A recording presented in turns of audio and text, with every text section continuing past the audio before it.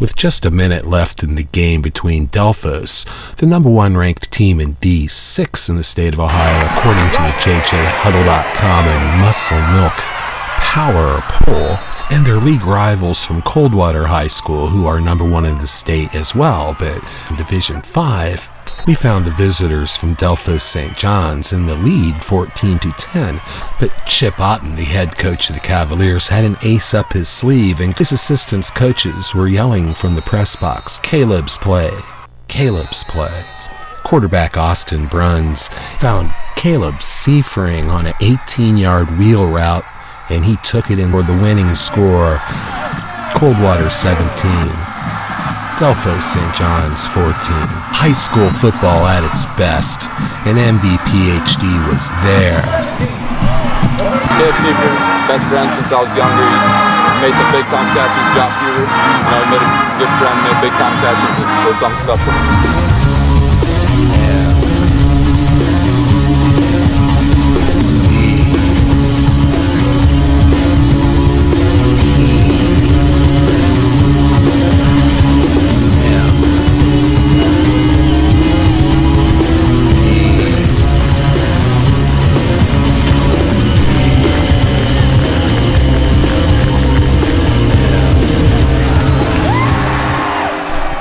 After the game, we had the good fortune of talking with Tim Langevin. It was poetic justice that the Great American Rivalry Series traveled to Mercer County for the Coldwater Delphos St. John's game. It was a typical MAC war. Both defenses rose to the occasion, but in the end, down 14-10 with 3:25 left in the game, Coldwater quarterback Austin Bruns gallantly marched his team 65 yards in 9 plays for the go-ahead touchdown, 17-14 with a minute left in the game. Cold-blooded. Oh, that was a vicious drive. And they capped it off with a trick play that they'd been sitting on all night. They called Caleb Seifring's number, and he's their wide receiver, but on this particular play, lined up in the backfield and ran a wheel route pattern, and Bruns hit him for about a 12-yard gain. Seifring dived to the pylon in the end zone, another 6 yards. This was a typical MAC defensive war. Both offenses were held in check most of the night, but that last drive, Bruns was really getting frustrated with their 3-man rush. They dropped everybody back. They were double-teaming their receivers. He had nobody to throw to, but on that final drive, he completed 6 of 8 passes for 58 yards, including the touchdown pass. Going into the game, I know that you thought Coldwater would win. I thought that Delphos might have an edge. The only reason I predicted Coldwater was because it was at Coldwater. Advantage traditionally is 3.5 points. Yeah, and that's what it was, 17-14. What a game. As that snaps Delphos St. John's 21-game MAC win streak. The last team to beat them was Coldwater back on October 10th of 2008. This game was 10-0 Coldwater quick. Yeah, jumped out early. But then Delphos came roaring back before the half and scored with 2 seconds left to make it 10-7. Yeah, and then they took the lead, for the first time, 14-10 with 3:19 left in the third quarter. Jordan Bergfeld had a nice 24-yard run. And at that point, I'm thinking, wow, I was at the end of the game. I mean, Delphos had 11 first downs. Coldwater only had 9. Total yards, Delphos had 187. Coldwater 205. And Todd Schulte was really ticked off with the way his offense performed tonight. He was saying they were just getting burned on first down. So something I'll remember for a long time. But I couldn't have done it without these guys here. But I knew, with me being a returning player and returning quarterback last year, I knew it was my time to step up and make play. You know, and just the line had a great game tonight, and I was able to just buy some time and look down the field. But Caleb Seifert stepped up, made some big catches. Josh Huber, best friends since we were younger. You know, it's fun. Something I'll remember forever. The thing is, they're in a three down lineman. So really, if we're in a 2-minute with 2 guys on each side, if you think about it, every guy's double teamed. So we got a spread with 5 guys out, but they had this 2 deep safeties back. So when I got my pre-snap read, I knew that we can't just go with the long ball right away. We got to set it up with the short passes, get them to bite.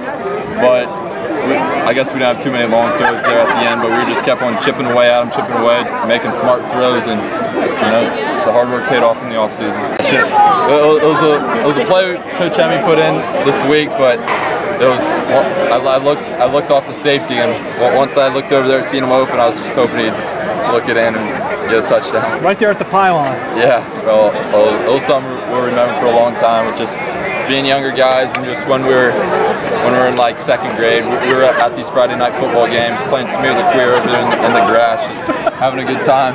And then just now that we're older, it flies by fast, and being able to make that play with them was big. It was fun. I enjoyed it. Tell me what your number is. Oh, number 7.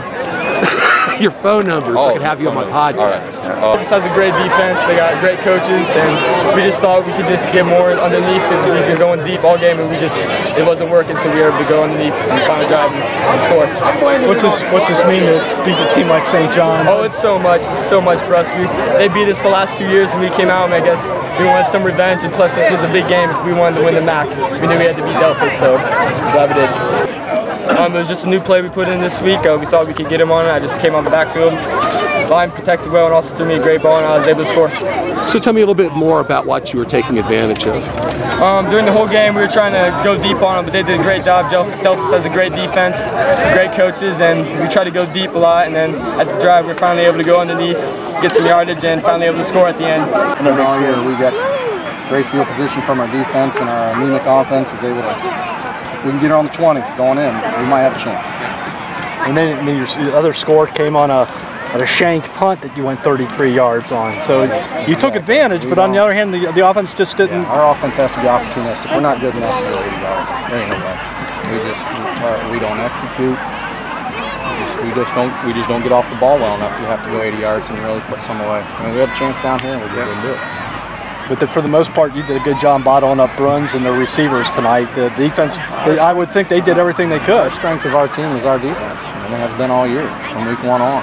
We just got to find a way to generate some offense. We generate some offense. I like the way our defense plays. I play defense for that team anytime. They played us enough where they're good at it, and they don't let you run the ball.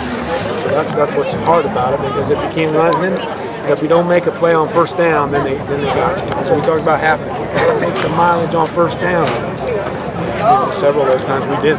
What was Austin's mindset when he'd come off the field? Was he starting to get frustrated at all, or what was his? He was pretty good tonight. He was more frustrated last week against Parkway. He hung in there pretty good. He's still learning. You know, quarterback it's not easy. You know, we saw Tony Romo throw 3 picks when they're winning by 25, and you know, we get upset with high school quarterbacks who are trying to make plays. And he'll learn. You know, sometimes you just got to play for another play. You know, he's scrambling around, and when he started running it, and then back and forth, and then your blockers don't know where you really are. And then we get a block in the back where we could have just thrown that one away, and we live for another play. But he's learning. He's trying to make something happen, which I guess sometimes it's a double-edged. Corey Klinke a couple years ago was like that. Yeah. He would drive me, Corey, 4 interceptions, but then he'd let it go, and he'd come back, and then he'd make 3 great plays. So he's still learning. You got Marion local next? Yeah. Is that home or where? And Caleb Seifert, he's always been a playmaker. He's outstanding. And you know, you just try to put him in, get those plays that'll work. Our last play actually was called Caleb Special. So he usually isn't in the backfield, but he was on that play, and it was just a weak side play out of the backfield. He says you sat on that play all night. What's that? He says you sat on that play all night. You know, at some point, You got to, I guess, you try to find the right time to do it. And I guess that was it. Coach Hemme was up in the press box. Caleb special, Caleb special. I could hear him. He's not on the phone with me, but I could hear him through